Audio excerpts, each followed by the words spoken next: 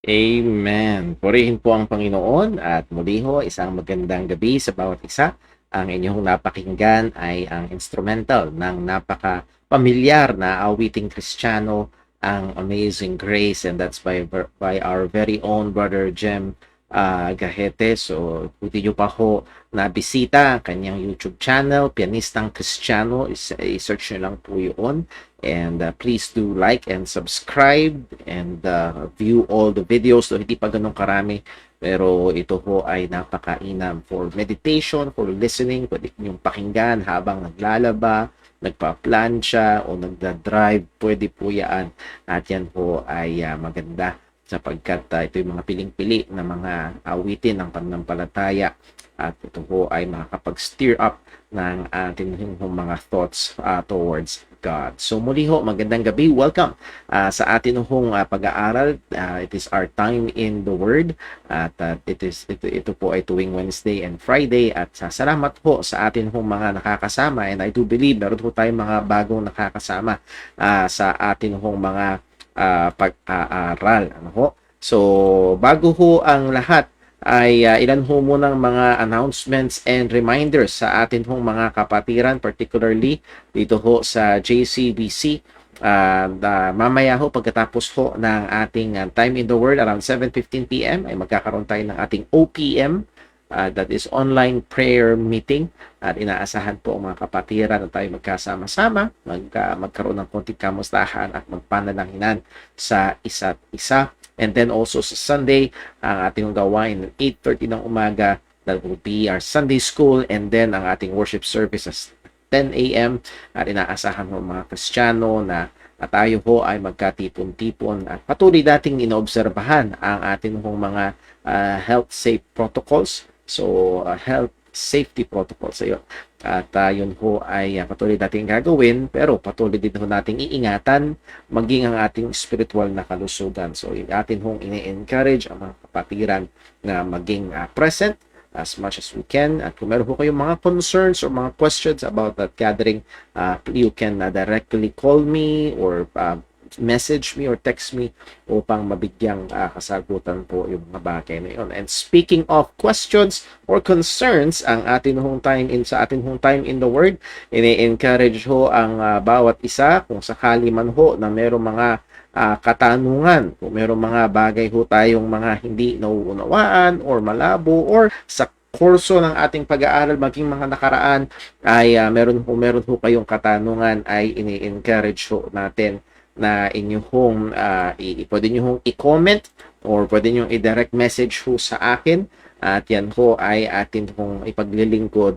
Again, kung alam natin yung sagot, kung hindi ay may assignment si Brother Paul. Madali na magtanong ng hindi ko alam, pero kung meron ho talaga na concern patungkol sa pananampalataya, ay ito ho ay ipaglilingkod natin sa biyaya ho ng Panginoon. So you can comment or directly message me sa mga bagay po na yan. Okay, so with those mga announcement po natin. Oh, by the way, meron po pala ako nakalimutang batiin. Kahapon ay nagdiwang ng first birthday si Marcus Levi Adiza. So, baby Marcus, happy birthday. Purihin ng Panginoon sa yung sa biyaya niya, katapatan sa yung buhay at sa iyong pamilya, at awa lumaki ka na malusog at may takot sa Panginoon. So, congratulations po sa mag-asawang Brother Jasnel at Sister Marika Atizas. We are rejoicing with you.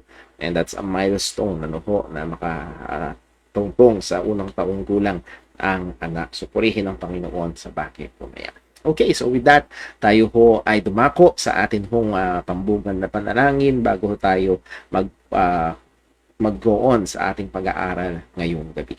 Let's pray. Panginoong Diyos, aming Ama sa langit, pinupuri ka namin, minamahal ka namin, sinasamba ka namin. Tunay, O Diyos, kami sa aming sarili ay mahina. Tunay, Panginoon, sa aming sarili wala kaming magagawa. Kaya po, Panginoon, ngayon sa daling ito, lumalapit kami sa iyo, nagmamakaawa. Kailangan namin ng iyong gabay, kailangan namin ng iyong tulong, kailangan namin ng iyong pagtuturo. Mula sa pinakabata hanggang sa pinakamatandang mananampalataya, mula sa kakaunti ang kaalaman sa pinakamarami ang kaalaman. Lord, gamitin mo ang iyong mga salita. Hindi lamang para madagdagan kami ng impormasyon, kundi para mag-alab at lalong lumalim ang aming pagmamahal sa iyo at pagpupursige sa pamumuhay para sa iyong kaluwalhatian. Lord, namin pong hinihiling na gabayan mo kami, gabayan mo po ako bilang tagapagturo, ang bawat isang makikinig, mga maaaring distraction sa paligid ay tulungan mo po na makapag-focus ang mga mananampalataya sa pag-aaral namin. Amin din pong hinihiling kami ay yung patawarin at linisin sa anumang mga pagkakasala at pagkukulang namin laban sa iyo. Patawad po, O Panginoon. Ngayon ho, O Diyos, amin pong hinihingi ang iyong liwanag, yung kami ng pagkaunawa, gabayan mo kami sa iyong katotohanan, ilayo mo kami sa anumang masama. Ang iyong katotohanan ay patuloy mong gamitin upang kami ay hubugin sa wangis ng aming Panginoong Hesus. Lahat ng ito ay dalangin namin sa ngalan ng aming Panginoong Hesukristo. Amen. Okay, so dumako tayo sa ating lesson ngayong hapon o ngayong gabi pong ito.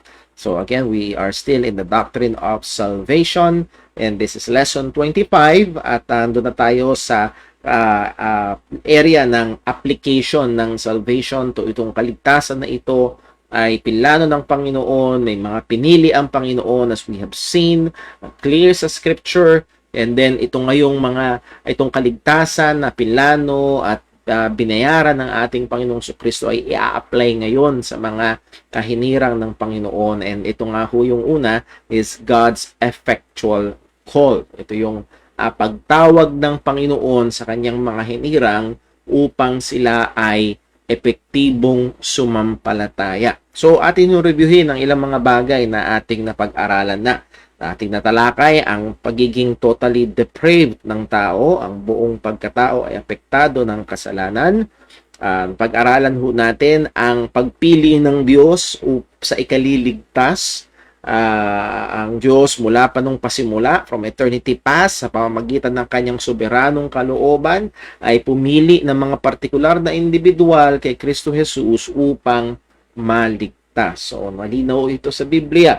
And again, baka mamaya meron nakikinig sa atin o nanonood na nag-i-struggle pa rin. Do not advise na bigla-biglaan nyo lang itong tanggapin at buong-buo na no. Study, pray over it, study the scriptures.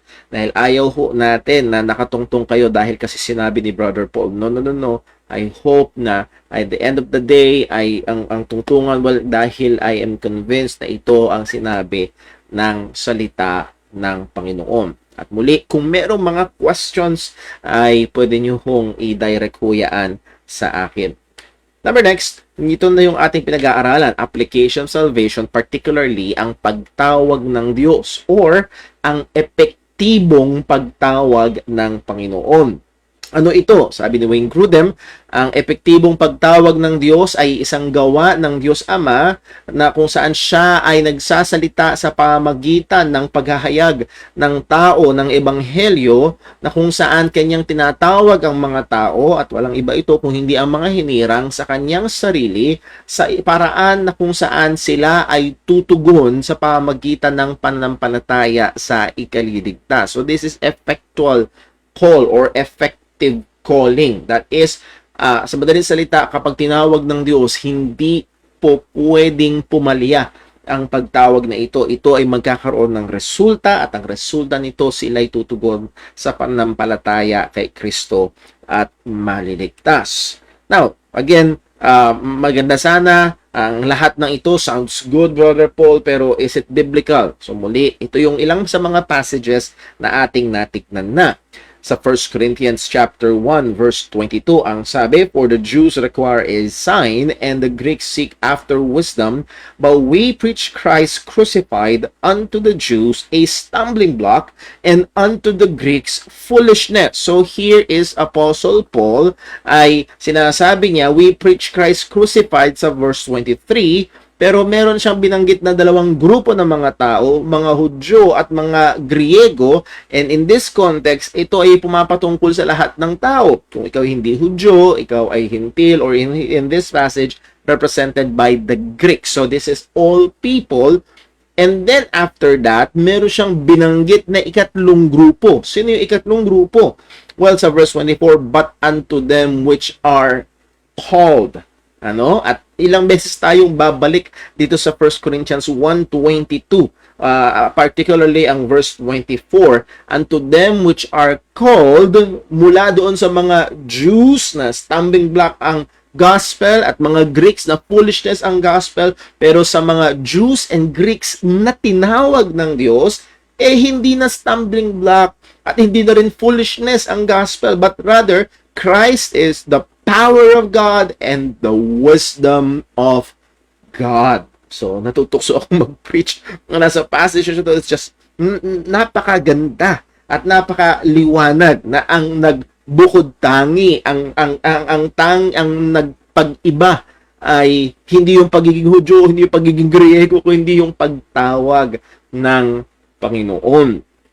2 Thessalonians 2 verse 13, but we are bound to give thanks always to God for you, brethren, beloved of the Lord, because God had from the beginning chosen you to salvation through sanctification of the Spirit and belief of the truth whereunto He called you. So here are pronouns. Yung you, He called you, those are the elect of God, chosen of God, chosen you. So the chosen were called. Ano? Yung mga pinili ng Diyos ay tinawag ng Panginoon. Hindi niya tinawag yung mga hindi niya pinili. At yung mga tinawag niya ay yung mga pinili niya. Whereunto He called you by our gospel. At nandito yung resulta, to the obtaining of the glory of our Lord Jesus Christ. And that is one of salvation's great blessings. Ano? Ibig sabihin, it's just pointing out na sila'y tinawag effectively and they obtained salvation. So that's why ito ay tinatawag na effectual call. So, nandun sila'y pinili, sila'y tinawag, so they obtained salvation. Because again, hindi nilalaktawan yung means. Ano? Ang sabi ho dyan ay through and belief of the truth sa bandang dulo ng verse 13. So sila ay pinili, sila ay tinawag, sila ay sumampalataya sa katotohanan, and they obtained salvation. Now, ilang mga misunderstanding about God's calling or effectual calling. Meron mga ilan na ini-equate ito sa mere external invitation or lahat ng gospel proclamation, whether it be one-on-one na paghahayag ng ebanghelyo or pangmaramihan na pangangaral ng ebanghelyo. Ito man ay verbal or through print na nahandoon yung paanyaya sa ebanghelyo, ini-equate nila ito. Itong God's calling dito sa external invitation, or yun namang iba ay inward moving of the Holy Spirit. Doon yung pagko-convict ng banal na spirito sa kasalanan, and He will convict the whole world of its sin, sabi ng salita ng Panginoon. At nevertheless, ang punto ng iba ay yes, ito yung kikilos ng banal na spirito, pero ang desisyon ay nasa tao pa rin. It's all up to men. So ang effectual is not God's call but God's decision. Yun yung paniniwala ho ng karamihan sa ngayon. Pero makikita ho natin na merong mga problema kung i-equate lang itong calling ng Panginoon sa general proclamation of the gospel or mere conviction ng banal na spirito sa kasalanan ng buong mundo. Well, ang punto ay ito, not all who hears the proclamation of the gospel responds in faith. Hindi lahat ng nakakapakinig ng proklamasyon ng ebanghelyo ay nananampalataya. Ang sabi ng Acts 28 verse 23, and when they had appointed him a day, and that's the Apostle Paul under house arrest, binigyan siya ng araw na kung saan pwede siyang tumanggap ng mga bisita. Ang sabi, came many to him into his lodging, to whom he expounded and testified the kingdom of God, persuading them concerning Jesus, both out of the law of Moses and out of the prophets, from morning till evening. So hindi lang ito basta matinding biblical theology, but also it is evangelistic itong ginagawa ni Apostol Pablo na ito. But ano ang response? Verse 24, and some believed the things which were spoken, and some believe not. Okay? So here is Paul, out of his all of his knowledge and being an apostle of the Lord Jesus Christ, ay nagtuturo na maliwanag na sinasaysay ang mga katotohanan from morning till evening. Hindi kulang ang oras dito, pero handog pa rin na some believe but some believed not. So kung i-equate natin yung itong God's calling dito sa mere proclamation of the gospel, it does not always secure the result. Hindi na secure yung resulta na sila ay sasampalataya. So hindi uubrang pag equate sila o ituring na magkaisa ng pareho lamang. Not all who comes under the conviction of sin responds in a biblically positive way. Hindi lahat ng nako-convict tungkol sa kanilang kasalanan tumutugon ng pagsisisi at pananampalataya. Sa Acts 7:51, nangaral si Stephen, ye stiff-necked and uncircumcised in heart and the ears, and ye do always resist the Holy Ghost, as your fathers did, so do ye. At ang naging resulta, verse 54, when they heard these things, they were cut to their heart, and they gnashed on him with their teeth. So magkaiba. Nag-preach si Peter, almost 3,000 souls got saved, about 3,000 souls got saved, sabi ng salita ng Panginoon. Nag-preach si Stephen, ang joke nga about siguro 3,000 na bato ang pinukul sa kanya.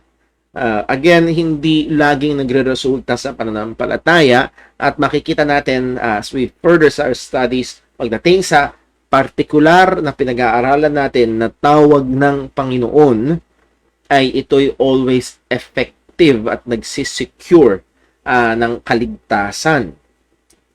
Point, God's call to salvation is effectual. Ito yung makikita natin mula dito sa mga talata na pag-aralan natin patungkol dito at patuloy nating pinag-aaralan. Sabi nga ni John Piper, the doctrine of irresistible grace, ito yung tawag ng iba, or effectual grace or effectual call, means that God is sovereign and can overcome all resistance when He wills.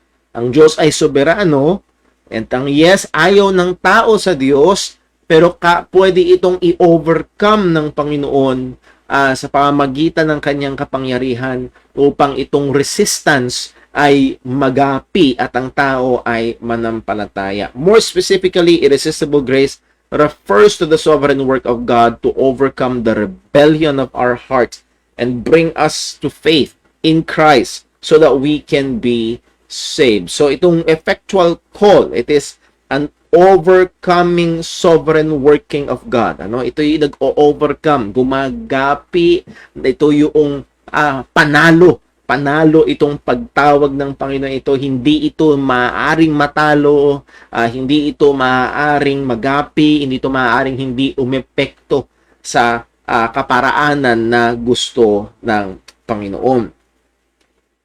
Again, sa 1 Corinthians 1:22, nakita natin kanina, but unto them, siguro simulan na lang natin sa verse 24, but unto them which are called, both Jews and Greeks, Christ the power of God and the wisdom of God. Anong point?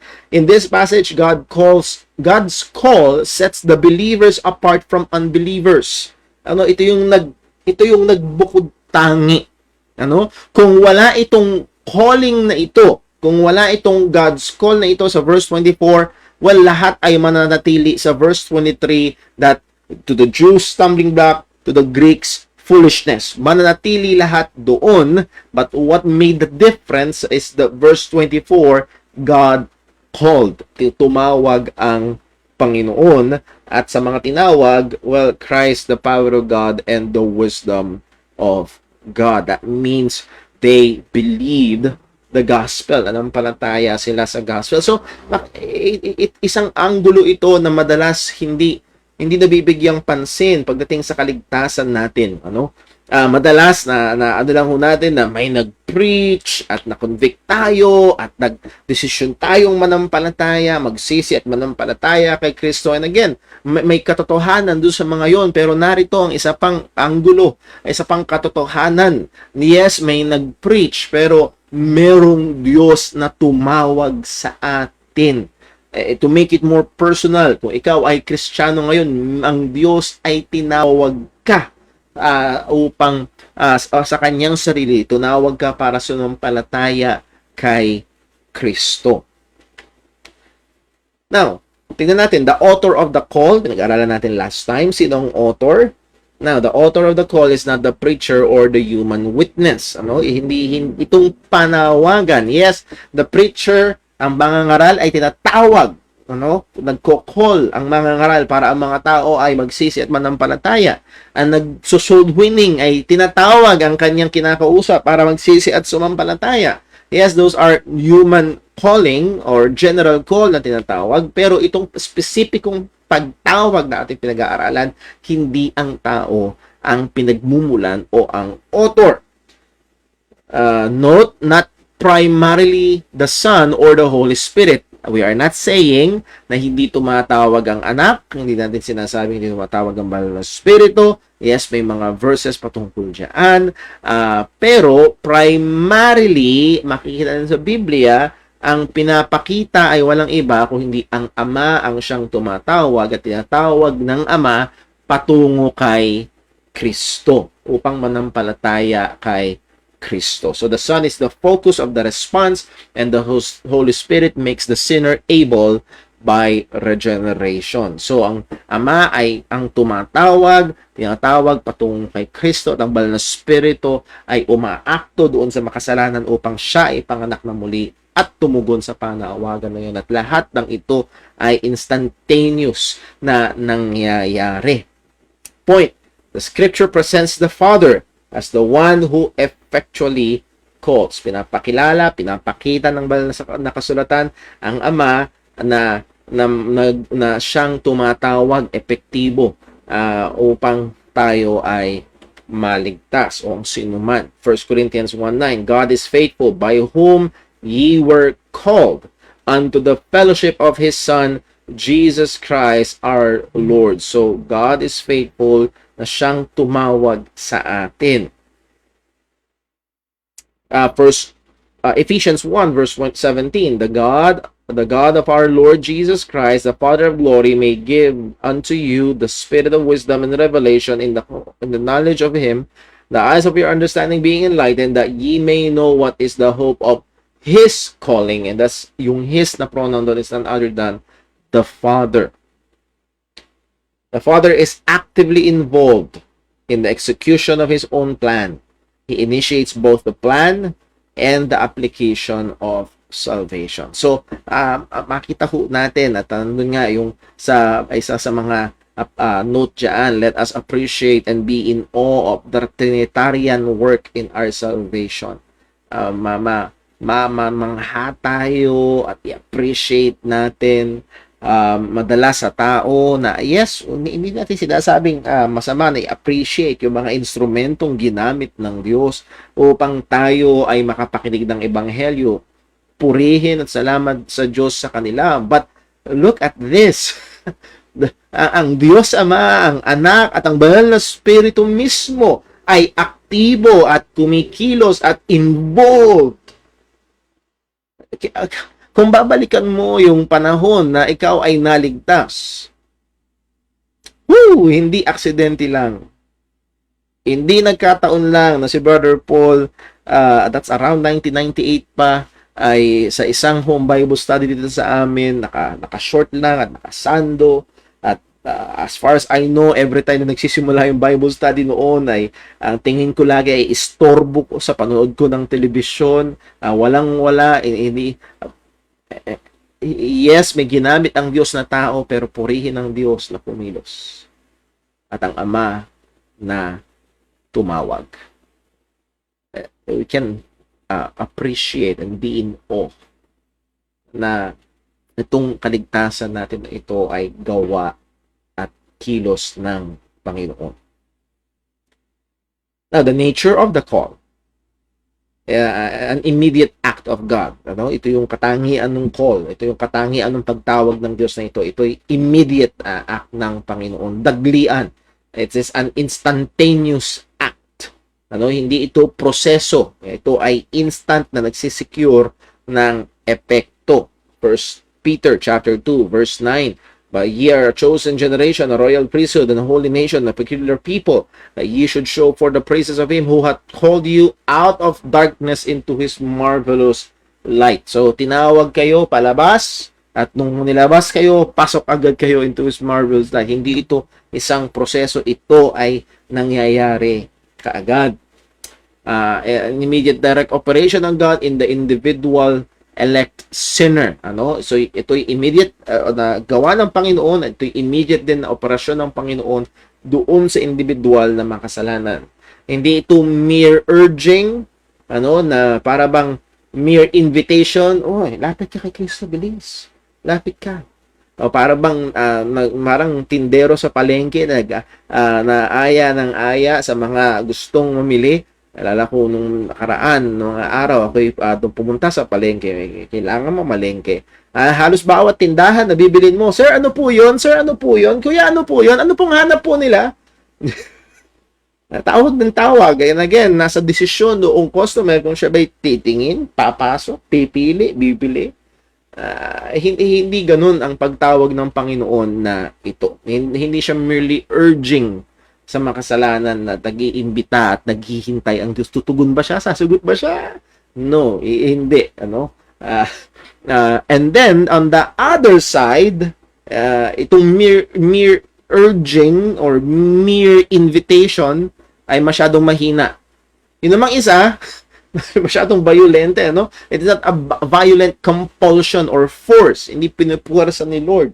Ayaw mo, alika rito. Hindi ganun ang ginagawa ng Panginoon pagdating sa kanyang pagtawag. John 6:44, no man can come to me except the Father which hath sent me draw him. So sinabi ni Jesus, walang makakalapit daw sa kanya liban na i-draw. And that word draw, pag pinag-aralan niyo ho sa Greek, it literally means to drag, hatakin. At ang sabi ng salita ng Panginoon ho dyan, ano ang magiging resulta? And I will raise him up at the last day. So, ang punto ay ito'y epektibo. At again, ay no man except the Father sent me draw him. Andoon yung particularity sa individual na pinili ng Panginoon na dalin kay Kristo. At ito'y magre-resulta, ito'y epektibo. Bakit? Ito daw idodraw ng Panginoon, hindi siya hintayin ko kung papayag siya. No. Ang sabi ni Jesus, ito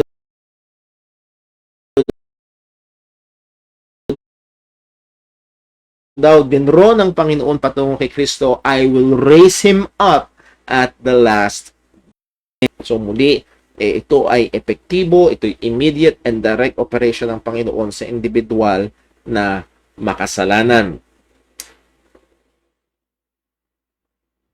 Well, number 2, supernatural in efficacy. Ano? Ito na yung ilang beses nating binupunto na ito ay epektibo. The effect is not secured by any natural means or human faculties, but by the power of God. Yung epekto nitong pagtawag na ito, kagaya ho nung in-example ko na, dun sa palengke, dumaan ako dun sa mga stalls, Kuya, ano po yun? Sir, ano pong hanap po nila? Walang epekto sa akin, hindi ko pinansin, hindi ko naman kailangan yung mga tinitinda nila. Hindi ako tumingin, hindi ako bumili, hindi nagkaroon ng epekto sa akin. But, itong panawagan ng Panginoon na ito'y epektibo at sinisecure sa pamagitan hindi ng gawa ng tao, hindi dun sa talento o kakayahan o giftedness ng mangangaral o nagpepresenta ng ebanghelyo, kung hindi sa pamagitan ng kapangyarihan ng Diyos. Again, 1 Corinthians 1 verse number 24. Take note, sino ang author nito? Si Apostol Pablo. So, dun sa verse 23, but we preach Christ crucified. At dun sa we, that's including Paul himself and all the other apostles at lahat pa ng ibang mga mangangaral ng ebanghelyo, we preach Christ crucified.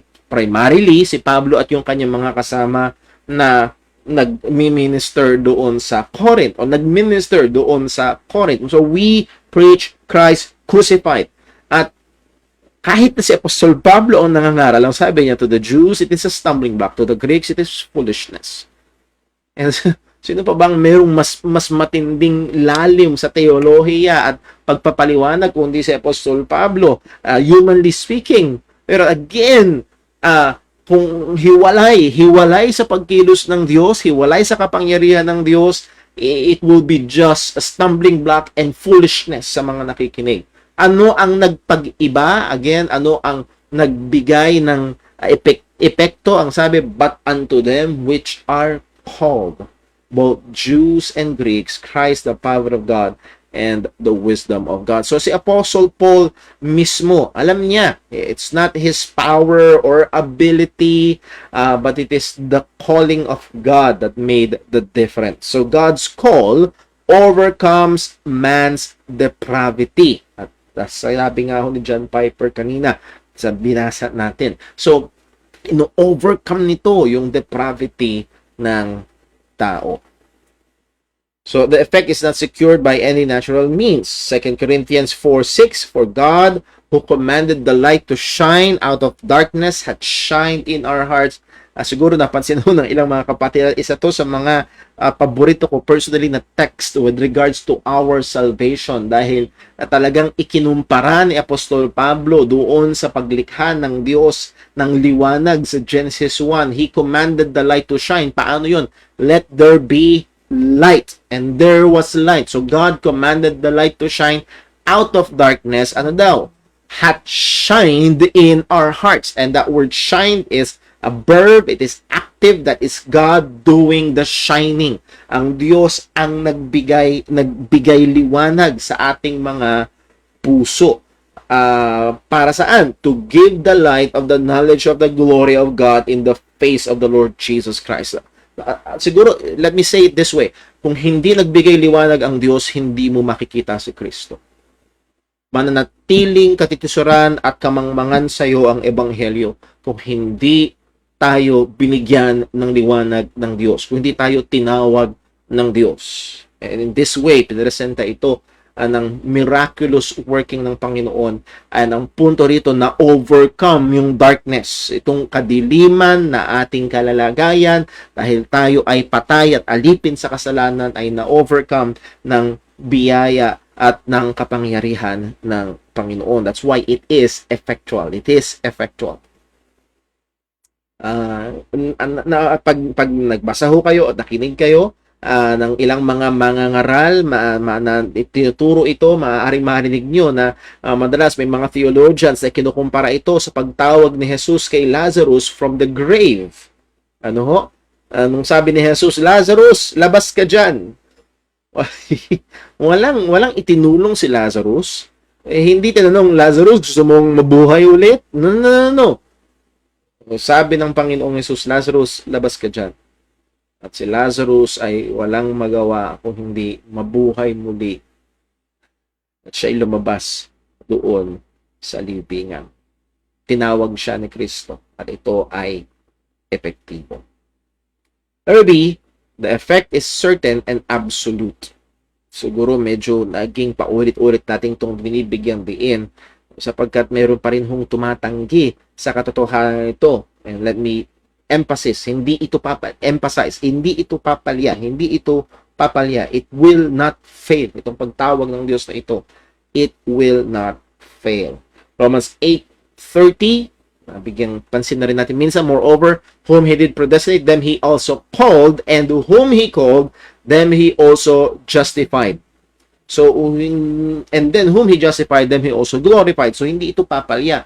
Yung same group of people na pinorno, so verse 29 is the same group people na pinredestin, and yung same group of people na pinredestin ay it's the same group of people na tinawag, at yung grupong tinawag sila din yung inaring ganap, at yung inaring ganap sila din yung niluwalhati o luluwalhatiin. At again, ang punto ay walang madadagdag, walang mababawas. Hindi ito papalya. Hindi papalya. This chain Ito yung tinatawag na golden chain of salvation. For whom he foreknew, he did also predestinate. And them he predestinated, them he also called. And on the whom he called, them he also justified. And whom he justified, them he also glorified. It is a chain. Ito'y duktong-duktong. Ito ay bahagi ng dakilang kaligtasan na ginawa ng Diyos sa atin. No? This golden chain of salvation will not fail and will never be broken. So this calling of God, itong pagtawag ng Diyos na ito, hindi ito papalya. So immediate act of God, it is supernatural, it's supernatural in efficacy. Na merong ilang maaaring mag-object. Well, kung tinawag ng Panginoon at wala siyang ibang magagawa kung hindi tumugon sa panawagan, well, it takes away man's freedom to respond. Paano na yung desisyon ng tao? Paano na yung pagtugon ng tao? Paano naman yun? Borke ba tinawag ni Lord, ligtas na? Again, kung pinakikinggan ho ng maayos kanina, kung naalala niyo ho yung ating binasa sa second Thessalonians chapter 2, God called you by our gospel sa pamamagitan ng belief in the truth. So hindi ho nineneglect yung means.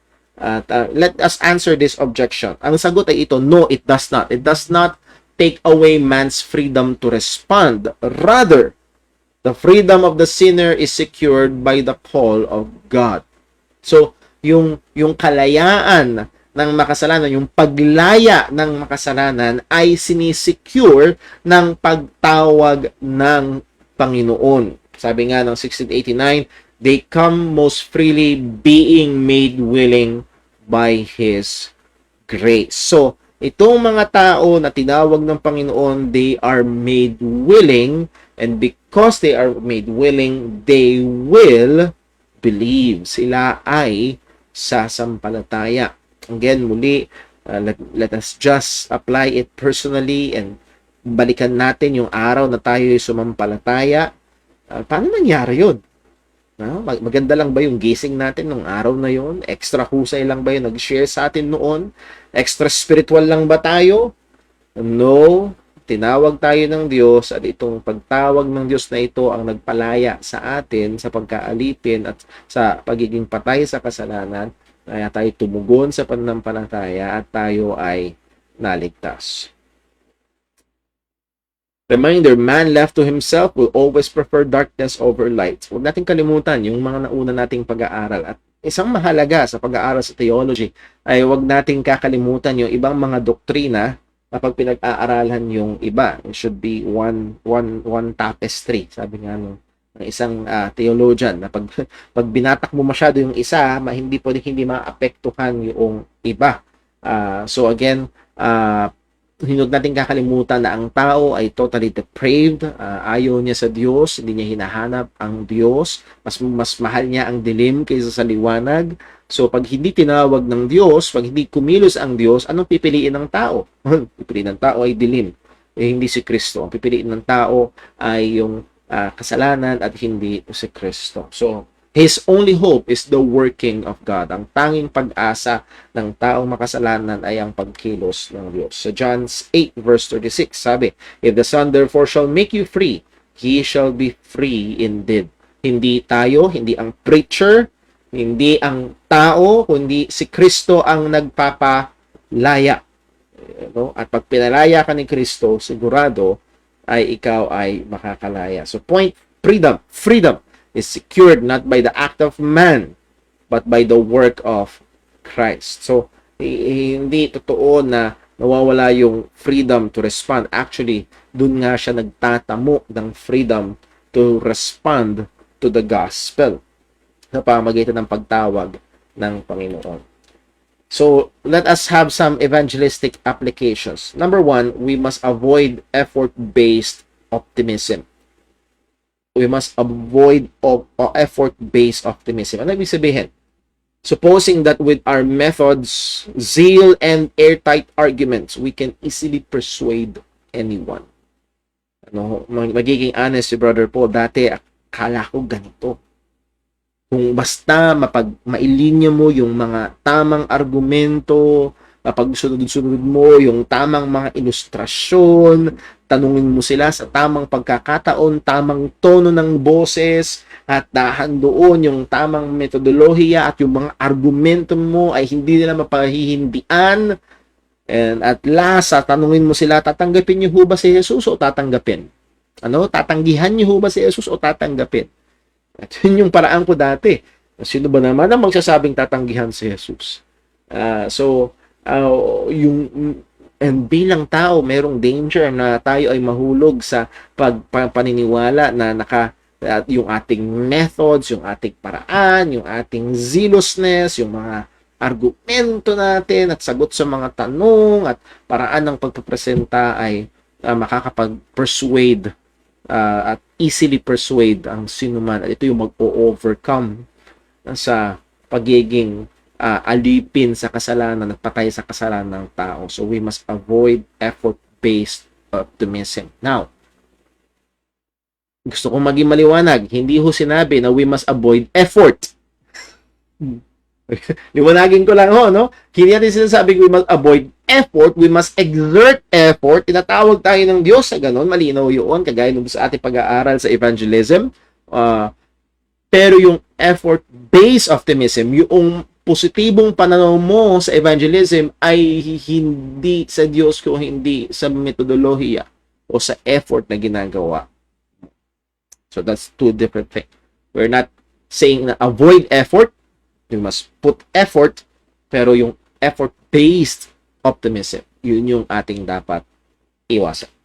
There B, on the other side naman, we must hindi yan void. We must avoid, wrong spelling. We must avoid self-concluding hopelessness that anyone is beyond the possibility of persuasion. Okay?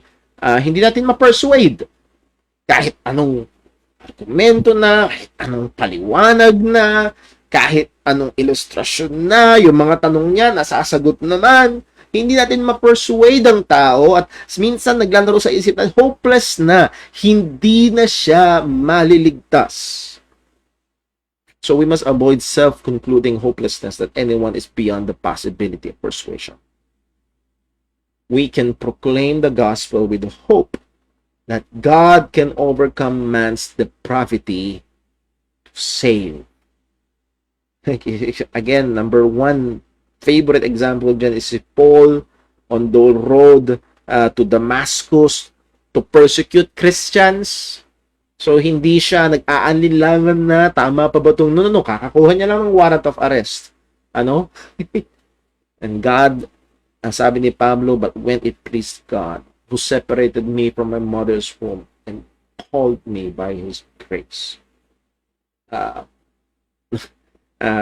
Again, magbibigay sa atin ito sa mangangaral, sa misyonaryo, sa nagso-soul winning, magbibigay ito ng matinding encouragement. Sino man yung ating kausap, kaya naman natin ipresenta ang ebanghelyo, about yung gospel track, ay pwedeng kumilos ang Diyos. Pwede siyang magligtas. Pwede niyang tawagin sa kahit anong panahon na kanyang piliin upang iligtas ang gusto niyang iligtas. So, muli, walang hopelessness. So, hindi nakabase sa effort natin. And when all our efforts fail, we can look to God, ang tanging pag-asa natin sa ikaliligtas ng mga makasalanan. The results of the call. The results of the call. Anong resulta? Anong bunga? Anong magiging lundok nito? The New Testament speaks of the call not only as a past operation of God, but in terms of its continuing results. So, pag tinignan natin sa New Testament, yes, ang pagtawag ng Diyos, kung ikaw ay ligtas na, again, kung maalala nyo yung pinasalan sa 1 Corinthians chapter 2, sabi ni Pablo, unto them which are called, 1 Corinthians chapter 1, sorry, verse 22, unto them which are called, yung mga tinawag, past tense, so tapos na, tinawag na sila. Pero ang punto, pag binasa natin sa bagong tipan, yes, tinawag na sila, pero yung pagkatawag sa kanilang Panginoon ay merong tuloy-tuloy na resulta. Merong tuloy-tuloy na epekto. Well, siguro, pag tignan natin yung mga verses, mas maunawaan nyo. Ano yung mga tuloy-tuloy na epekto nito? We can look at it at two different ways or two different categories. One, with continuing results with reference to God, and then continuing results with orientation to God's people. So, tinawag tayo ng Panginoon. At nung tinawag tayo ng Panginoon, meron itong continuing result sa atin hong relasyon sa Panginoon. At meron itong continuing result, yung calling ng Panginoon. Meron itong continuing result sa atin hong relasyon sa mga tao ng Diyos o sa ibang mga tao. So, with reference to God, ano ibig sabihin? Salvation blessings. Halimbawa, 1 Corinthians 1:9, God is faithful by whom ye were called, at saan tayo tinawag? Unto the fellowship of His Son, Jesus Christ our Lord. So, we are called unto fellowship with the Lord Jesus Christ. So, yes, tinawag tayo noon and we entered into this fellowship at patuloy natin itong nararanasan. So, this is a salvation blessing. Galatians 5:13, but for brethren, ye have been called unto liberty. So, merong kalayaan na ang mga natatap mo, ang mga Kristiyano, at tinawag tayo ng Panginoon, nampalataya tayo sa Ebanghelyo, ay nagtamo tayo ng kalayaan. Meron tayong freedom or liberty in Christ. 2 Thessalonians 2:14, whereunto He called you by our gospel to the obtaining of the glory of our Lord Jesus Christ. So ito naman is something in the future pa. So tinawag na tayo, meron tayong mga nararanasan ngayon sapagkat na resulta ng pagkatawag na ito, at meron pa tayong hinihintay na mararanasan. Yung glorification, obtaining of the glory of our Lord Jesus Christ. So again, this is something to look forward. Why? Because He called us. Tayo ay Kanyang tinawag. 1 Peter 2:9, that ye should show forth the praises of Him who called you out of darkness into His marvelous light. Kanina yung isang nabasa natin, unto the kingdom of His dear, unto His kingdom. So He called us unto His marvelous light. So again, this is a continuing na resulta from darkness, napunta tayo sa liwanag ng Panginoon. 1 Peter 5:10, but the God of all grace, who hath called us unto His eternal glory by Christ Jesus. So again, tayo ay tinawag ng Panginoon, and we are waiting for that to enjoy God's eternal glory, to be in glory, to be glorified. So that is something na look forward. At ito ay resulta, sa akin sa Biblia, resulta ng pagkatawag sa atin ng Panginoon dahil tinawag niya tayo.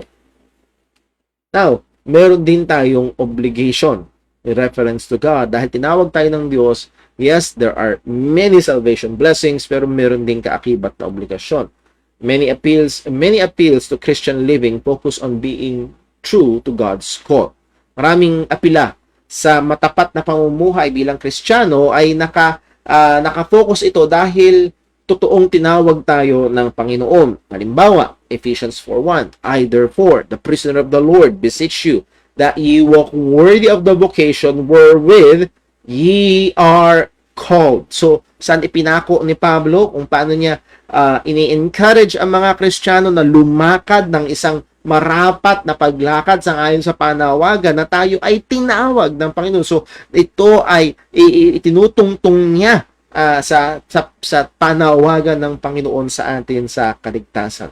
1 Thessalonians 4:3, for this is the will of God, even your sanctification, that ye should abstain from fornication. Jump to verse 7, for God hath not called us unto uncleanness, but unto holiness. So meron tayong obligasyon to pursue seriously, with effort, to pursue holiness. Why? Kasi tinawag tayo ng Panginoon, at yung pagkatawag yan sa atin, hindi yan tayo tinawag sa karumihan o sa kasalanan, kung hindi sa kabanalan.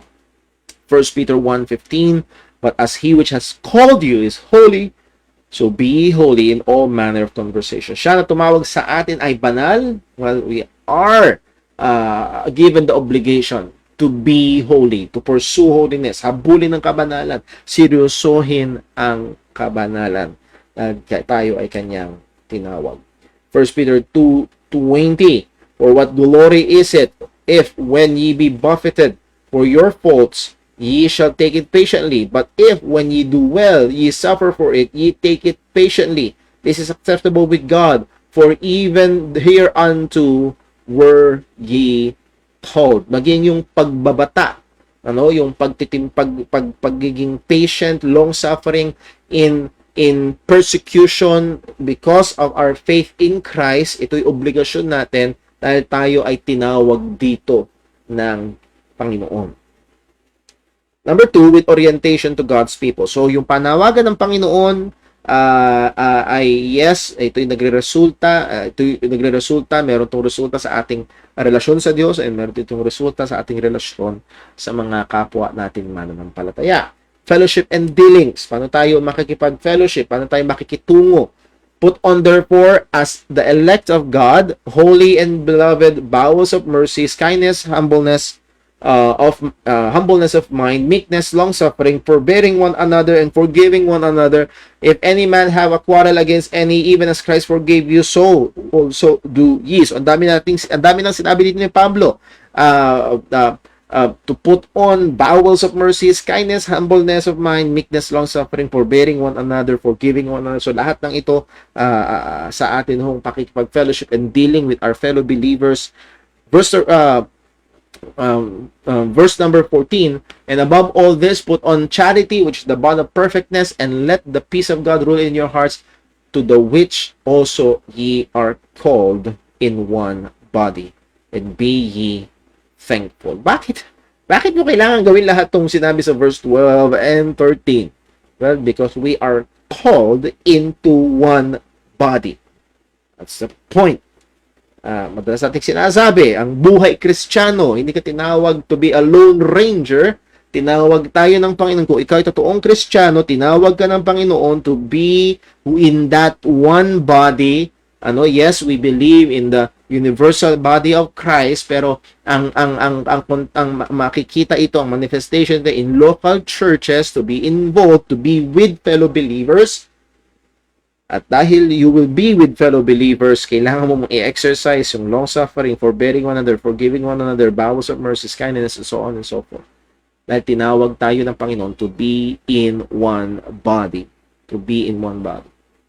So, hindi lapat yung isang taong nagkiklaim na siya'y Kristiyano pero wala siyang pakialam sa katawan ni Kristo, wala siyang pakialam sa mga kapatiran. Hindi huubra. Love and goodwill.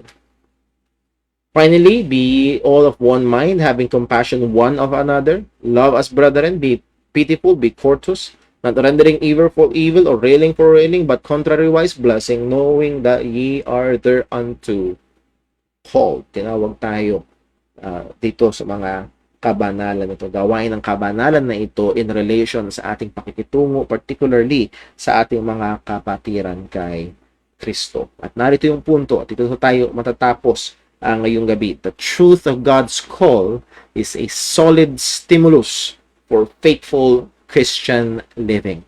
Itong katotohanan na tayo ay tinawag ng Panginoon.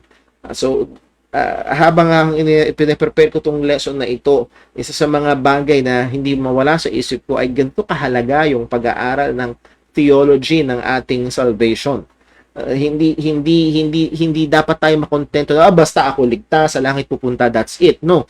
Pag tingnan natin ang salita ng Diyos, yung mga encouragement, mga pag-uutos ng mga apostol sa mga mananampalataya, particularly sa pamumuhay ng Kristiyano, kanilang ipinapako sa ilang mga bagay at mga katotohanan na may kinalaman sa atin pong kaligtasan. At dito nga itong katotohanan ng pagtawag ng Diyos sa atin, at dahil totoong tayo tinawag ng Diyos, ito ay dapat magtulak sa atin sa matapat na pamumuhay bilang Kristiyano. Matapat na pamumuhay bilang Kristiyano sa ating relasyon sa Diyos at sa ating relasyon sa ating mga kapatiran. At madaming mga talata kung saan ito ay ikinabit o itinungtong sa katotohanan dahil tayo ay tinawag ng Panginoon. So, that will conclude our lesson para sa gabing ito. And again, nais ko hong ipaalala, mamaya hong 7:15 ay meron tayong online prayer meeting. So bago ho yun, tingnan ho muna natin kung meron tayong mga katanungan. So meron ho dito, paano po kaya tayo mag-respond sa mga nagtuturo ng prevenient grace? Sa mga hindi ko nakakaalam, itong prevenient grace ay katuruan na nagsasabi na, correct me if I'm wrong na lang po, as far as I can remember, itong prevenient grace ay ang Diyos daw ay nagbigay ng biyaya sa lahat ng tao, at ang biyaya ng Diyos sa lahat ng taong ito ay nag-enable sa kanya to respond. So, to draw a picture, kung lalapat, parang itong prevenient grace ay yung bola at ibinigay ng Diyos ang bola sa tao. Okay, nasa iyo na ang bola. Anong gagawin mo ngayon? Yun yung ano nila.